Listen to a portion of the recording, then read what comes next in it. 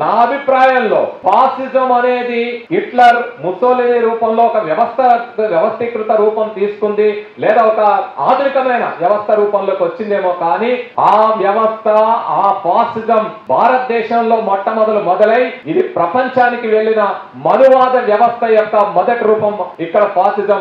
ఆ తర్వాత మిగతా ప్రాంతాలకు కూడా విలసిల్లింది. ఎప్పుడో సాధారణ శకం పూర్వమే భారతదేశంలో భౌతికవాద ఈ వైజ్ఞానిక భావజాలాలు విలసిల్లిన కారణంలో వాళ్ళ మీద జరిగిన దాడులు దీనికి కారణం. మహాభారతంలో చాలా మంది మహాభారతం అంటే ధర్మం చెప్తది, మహాభారతం అంటే నీతి చెప్తది, మహాభారతం అంటే చివరిలో శాంతి పర్వం, అందరికీ శాంతి ఉండాలని కోరుకుంటుంది అనుకుంటారు.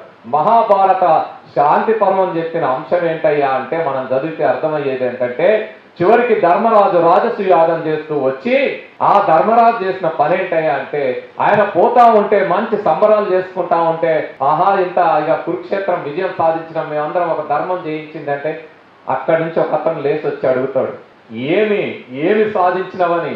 అటు బంధుమిత్రులను చంపుకొని, ఇటు ప్రజలందరినీ చంపుకొని, రాజ్యం అంతా రక్తం మారుతా ఉంటే నువ్వు విజయోత్సవాలు ఎలా చేసుకుంటున్నావు అని అడిగితే, పక్కనున్న బ్రాహ్మణ పూజారులందరూ, ఆ ఋషులందరూ ఏం చెప్తారంటే, వీడు చార్వాకుడు, ఈ చార్వాకుడు అనే దొంగ మన దాంట్లో కలిసి చేస్తా ఉన్నాడు, వీడు మొత్తం ధర్మానికి వ్యతిరేకంగా మాట్లాడుతున్నాడు. అంటే ఆ శాంతి పర్వంలో జరిగిన ఆ అశాంతి ఏంటంటే, ఆ శాంతి పర్వ, ఆ ధర్మంలో జరిగిన అధర్మం ఏంటంటే, చార్వాకుడిని నిట్ట నిలువుగా సజీవదహనం చేసిన కథలు రాసుకున్నారు వాళ్ళు.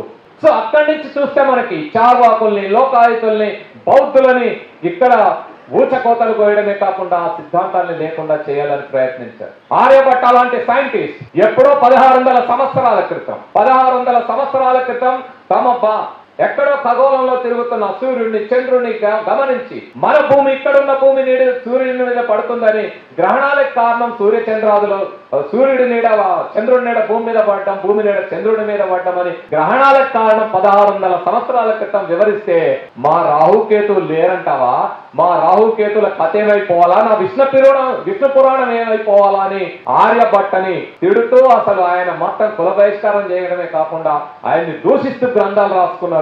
ఖగోళ విజ్ఞానాన్ని నీచంగా చూస్తూ జ్యోతిష్యాన్ని పైకి లేపారు. భవన నిర్మాణ శాస్త్రం శ్రామికుల, శ్రమజీవులు తమ అనుభవాల్లో నుంచి ఒక్కొక్క రాయి పేరుస్తూ తమ ప్రాణాలు కోల్పోతూ కూడా ఆ విజ్ఞానాన్ని పెంపొందించుకుంటూ వస్తుంటే, గుడులు కడతా ఉంటే, కోటలు కడతా ఉంటే, ఇది కాదు అసలైన విజ్ఞానం. ఇది శ్రమజీవుల సంస్కృతి, ఇది బహుజనుల సంస్కృతి, ఇది వృత్తిదారుల, ఇది శూద్రుల సంస్కృతి, శూదరి సంస్కృతి, ఇది దళితుల సంస్కృతి, ఇది నీచమైంది, మా మంత్రమే గొప్పది, మాదే గొప్పది అని వాస్తు సిద్ధాంతాలు తెచ్చి ఇక్కడ పెట్టి, భవన నిర్మాణ శాస్త్రం నీచము, వాస్తు సిద్ధాంతం పవిత్రమైంది. నువ్వు ఎంత పెద్ద బిల్డింగ్ కట్టా, నేను కొట్టినట్టు ఇక్కడ గోడ కూలగొడతావా, అది పెడతావా, ఇది పెడతావా, కష్టపడి శ్రమజీవి ఉలితో చెక్కితే, ఆ శిల్పాన్ని తయారు చేస్తే అది గొప్పది కాదు, అందులో శ్రమేమి లేదు. కానీ దాంతో తీసుకొచ్చి ఇక్కడ ఆవుమూత్రం తెచ్చి 4 చుక్కలు తల్లి, ఇంత పసుపు నీళ్లు తల్లి, నేను మంత్రం చదివేసరికి మొత్తం దానికి ఆపోసన పట్టినా, దానికి ప్రాణ ప్రతిష్ఠ చేసినా, అది చాలా గొప్పదైంది కాబట్టి నేను చాలా గొప్ప అంటే